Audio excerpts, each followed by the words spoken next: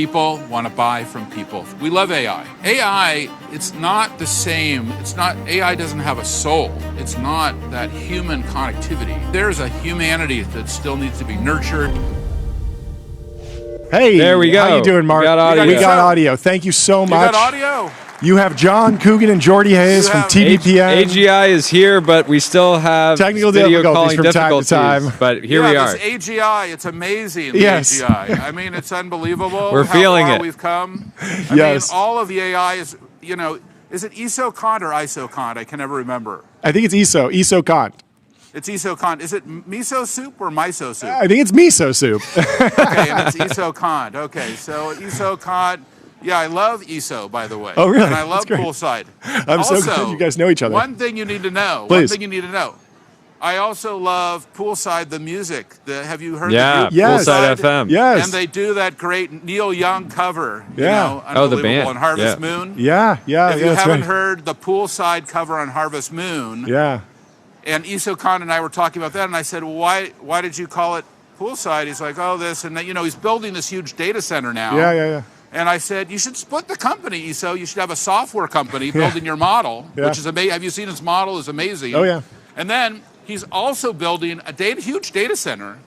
And I'm like, you have one company, which is the model, Poolside. Yeah. One company is the data center, Curbside. Oh, so you could have Poolside, Curbside. That'd be fantastic. That'd be fantastic. Anyway, please all give right. us How are you feeling? How are you feeling? Dreamforce. Congratulations. Break it down for us. Dreamforce feels like something that would never get old. Super Bowl for SaaS. Well, you guys aren't here, which I guess you're not Metallica fans, which is sad, and I'm going to have to let Lars Ulrich know that you missed it, and then also you don't like Benson Boone either, so you're not pop or heavy metal. What are you? Count us in for the next one. We'll be there. We'll be there next time. Super Bowl of SaaS. Why? I mean, this is our 23rd Dreamforce. You haven't been to any of them. I want an explanation. I want to know why. No, you guys are the #1 podcast in the world. I want to know why you're not at Dreamforce, and I want to know your music. I want to know your music choice. Also. I do love Metallica. I grew up on Metallica. Yes. And, okay. I don't believe it. What song do you? What's your #1 Metallica Enter song? Sandman. Oh, no, it's a layup. No. No, it's okay to like That's the best. like everybody knows that one. Let me one ask. other one. It's What do you got, John? You're unforgiven. You're unforgiven. I do like Master of Puppets. That's a great one. Master of Puppets. Classic. But I was always in a little bit more of the Slipknot, a little bit more of the Korn and the Tool. But I mean, Metallica is great. It's definitely in the heavy rotation. It's on my metal playlist a bit. We not only have the greatest heavy metal band of the United States here, Metallica. We're really the Bay Area. Lars Ulrich and Rob Trujillo. Yeah. And Jimmy Hetfield was here, and Kirk Hammett, probably the greatest guitarist of all time, if you like that. But we also have here Yoshiki, the head of X Japan, who's also one of the greatest drummers of all time. And X Japan also, he does classical piano, and he's about to go on tour again, back to Madison Square Garden and Royal Albert Hall. Amazing. But anyway, hopefully you guys will come next year. And works for X, the Everything app. That's correct, right? That's great. Well, X, the Everything app. This is the different X. App. Yeah, different X. This is X Japan, not related to not related. Palo Alto. Okay, got it. I saw your post about being on X, and I wasn't sure if it was a different thing. This is We Are X. Okay, right. We Are X. Yes. It's never been more of a confusing time. Your Japanese viewers are going to go up if you can just say We Are X. We Are X. Which is Yoshiki official. Okay, fantastic. On Twitter. Yeah, X or whatever it is. Yes. This is so fun. We got to do this more often. We were joking on the show earlier. We were referencing a post. The whole nothing ever happens investment meme, right? Which is which somebody was highlighting that OpenAI runs on both Salesforce and Slack. Thank God. Wanted to ask you: Does nothing ever happen? Nothing else matters. Nothing else matters. There you go. Yes. You're still unforgiven, by the way. A super intelligence would use Salesforce and Slack for sure. That would be the first thing that they pull off the shelf. If you are a Slack user, you need to see the Slack bot that we introduced here, which is built on Anthropic. It's also amazing. So we use OpenAI. Yeah. We use Anthropic. We use Gemini. I just did an interview. with Sundar. You can see it on YouTube. Great. We XAI love Elon. Yeah. We love them all. We love all our children very equally here. Yeah. How do you think about vertical integration? I mean, it's a fascinating company. You've had the opportunity to build your own cloud. I don't believe you've ever built your own operating system, but many companies now are saying, we want to build our own ASIC. And you've probably, I don't know, have you ever thought about putting Salesforce on an ASIC or Slack on an ASIC? Like, how do you think about when to verticalize versus when to partner?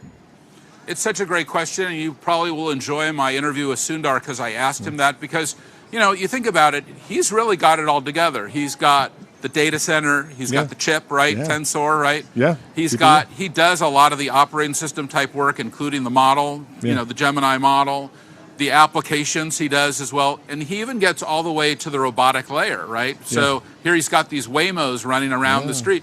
What other company is going from robot to chip, to data center? Really only, and if the future is, well, what is the future? Is it billions of fast food restaurants on the planet, all having their hamburgers made, by robots, and that's the world we're about to enter into? I have no idea, but the one thing I know is if you look behind me, there's no robots walking around. Well, there might be one, but not making the burgers here. Not yet. How do you think about the different foundation model brands? Do your customers want to know that they can pick Claude? Is model switching important? Or is there a world where you wind up wrapping that at an abstraction layer and you're just serving them your product and it's powered by the different foundation models, but the consumer doesn't really care? This is a great question because, number one, you may know that Salesforce also has a huge research team. We invented prompt engineering, the first prompt right here at Salesforce Research, commercialized by others, of course. But hit the gong for the first prompt. Absolutely. Hit the gong. Gong. Thank you for your service. Thank you. And listen. Look, some customers want to use our models. Yep. Some customers want to build their own models. Yep. Some customers like a certain brand of model. By the way, some countries like a certain model. You just saw ISO Kant. Was it ISO or ISO? ISO, right? ISO. ISO Kant, he's in Portugal. He is going to make a play. He's going to have a data center in Texas, but he's also going to have a data center in Europe. Yeah. There's Mistral in France. There's Middle East models. There's Asian models. Quan from Alibaba. You didn't mention that. Yeah. Right? There's models all over the world. Yeah. And different customers in different geographies are going to all want different models based on where they are, the kind of customer they are. Yeah. They may want small models. They may want large models. They want micro models. They want foundation models. Yeah. There's a lot of different models. So you have to give people choice. But what we're going to provide is this incredible platform that we call the Agentic Enterprise, and we have Agentforce. Yep. And Agentforce is powered by all of those, and you can plug into whatever model you want, wherever you are, with the data residency, the governance, the compliance, everything you need, boom, right into Agentforce. Because look here at this conference, you're not here, unfortunately, and I hope you do come. We will. We've had 23 of them, by the way, but I know you can do it. But here's the thing, listen. Jordy's barely 23 years old. One of our team members over there, you're most busy. of us you're even busy. alive. You're doing podcasts all day long. Yes. All day long. Doing your podcast all day long. You're doing this podcast going. But listen, I get it. I know you're too busy for me. But now listen to this. Listen to this. This interview is so fun. We'll fly. We'll fly to Salesforce Tower. Stop. No, I know you're busy. I get it. I got it. You're master. Too busy. You're master. No, I understand. You're not Metallica fans. You're too busy for us. Fine. Yeah. But here's the thing. I want to just say this to you. Yeah. Look, there's customers here from hundreds of countries who have flown in from all over the world. Yeah. And they all have different needs, different industries. They're different sized. There's small businesses, companies like 0 to 200 employees. There's 200 to 1,000 employees, 1,000 to 2,000 employees. Very large enterprise, the Pepsis and the Dells. Michael Dell was here. You're not here. Michael Dell was here. Okay. Laura Alber, the CEO of Williams-Sonoma, is here. You're not here. That's fine. But here's the thing. Hold on. But here's the thing. Also, it's about governments. It's about software companies. You know, it's about all of these people are here because it's a highly diversified market, software. And these models don't just have to reach consumers. They have to go through these businesses and go B to B to C. Yeah. from business to consumer.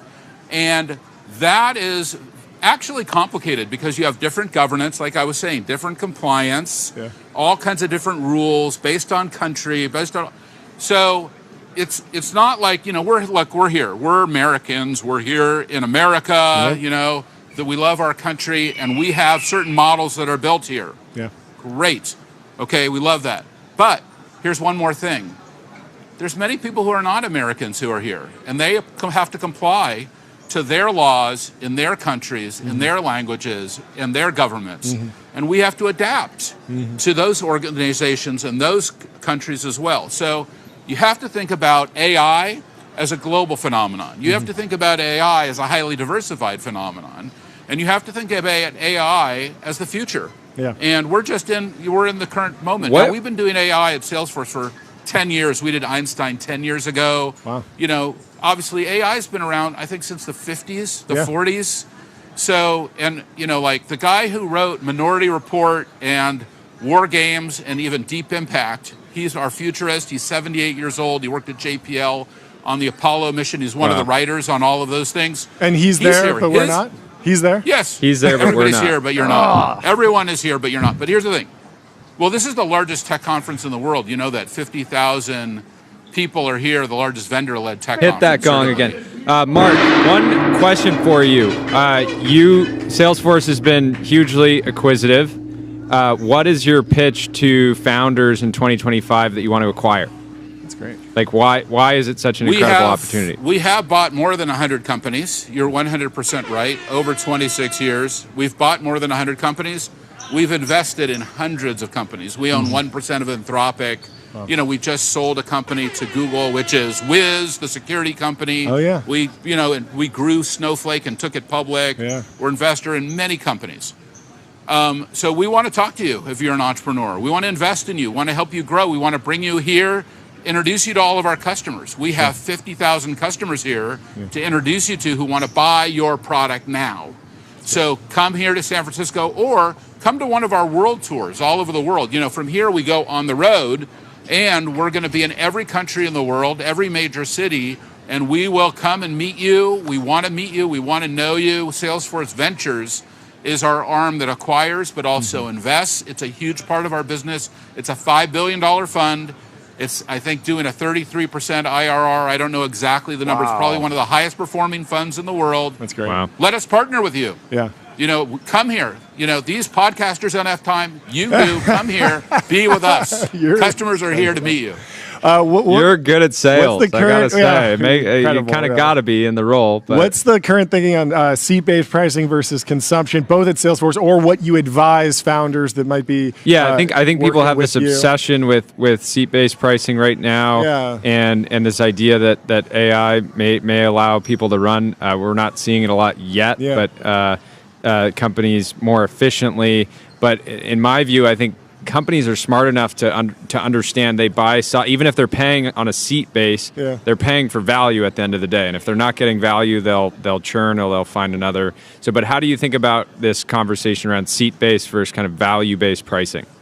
What a great question. Look, I just subscribed to ChatGPT. It's a seat-based model. You know that you probably pay $20 or $200. I just subscribed. Is that what? Did you use that? Did you use that, by the way, to make that picture with Sam? It kind of that picture you guys had. I used Grok. I said because we were wearing like conference necklaces. Okay. And I said, take it off, and ChatGPT goes, oh no. Copyright infringement. And then Grok said, great, I'll do that. And do you want me to put in the photo of the podcasters with you? I said, I'd like to do that also. But you might have seat-based pricing, like that's a good example, right? You might have all-you-can-eat pricing. So we have the Agentic Enterprise License Agreement. All you can eat. Don't even think about pricing. We're going to give it all to you. Don't even worry. 3, it might be per transaction or per action pricing because you're more conservative. You want to know exactly what you're paying per action, per transaction. Or it might be some other model, some kind of flexible agreement. Right now, what we're having to do, and this is a great question, so thank you for asking me the question.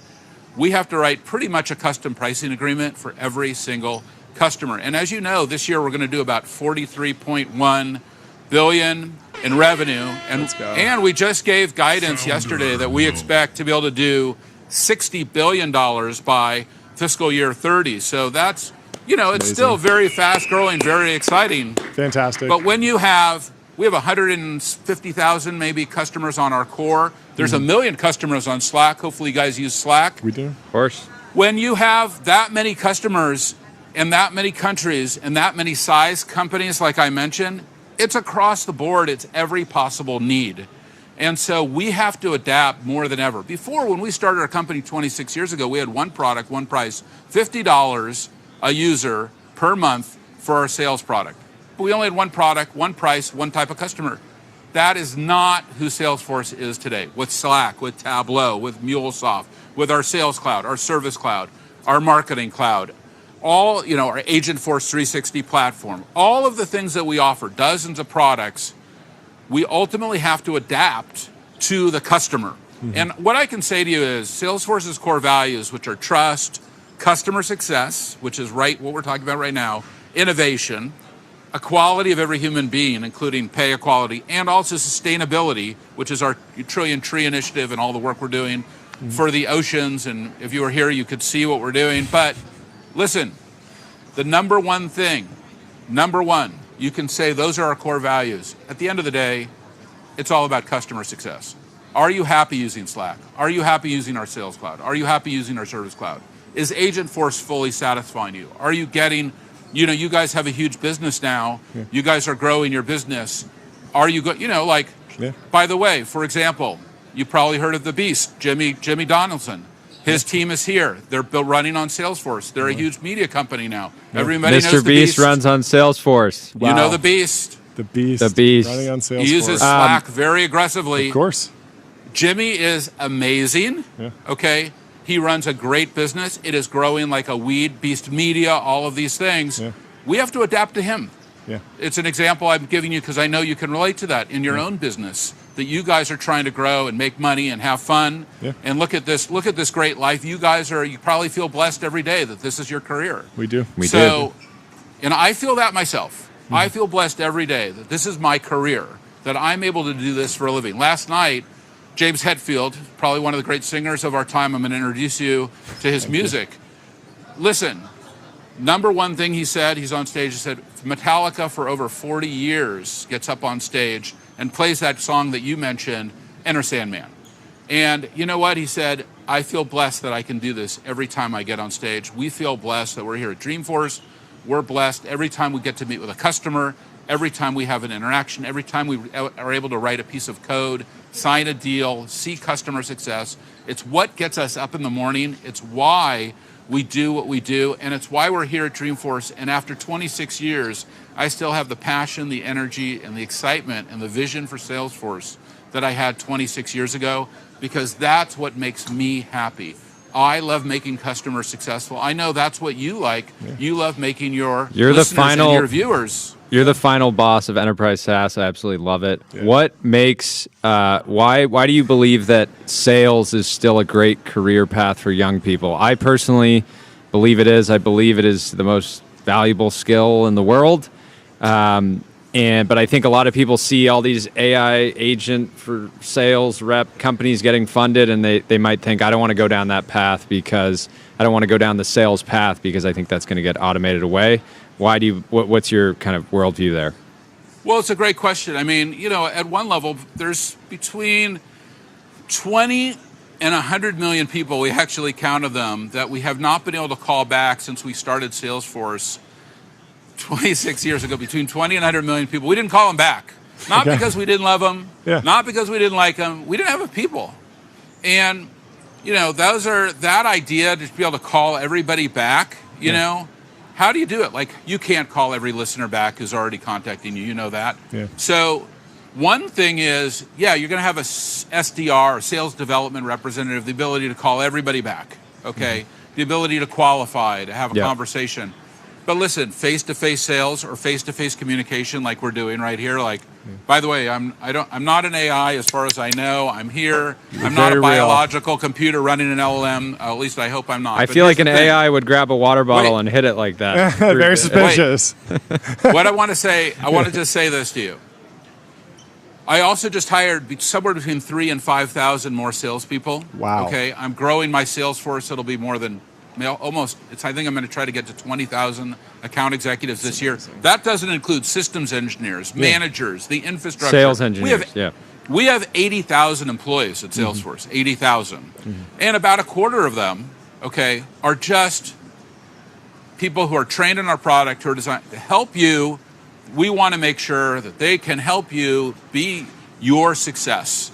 That is why, at the end of the day, I think sales, listening, asking good questions, empathizing with the customer, connecting deeply with the customer, having fun, which is super important for us and for you. I know, I watch everything that you guys do. You love enjoying and having a good time. Yeah. We want to do that too. Isn't that what sales is really all about? Yeah. And tonight, look at the conference is happening, but across the street is the St. Regis Hotel. And last night I was there, and I'm coming down. It's a long day. It's a long 2 days. I haven't slept in 2 weeks. Coming down the escalator, the bar is filled. Yeah. And the bar is filled, and what is happening in the bar, do you think?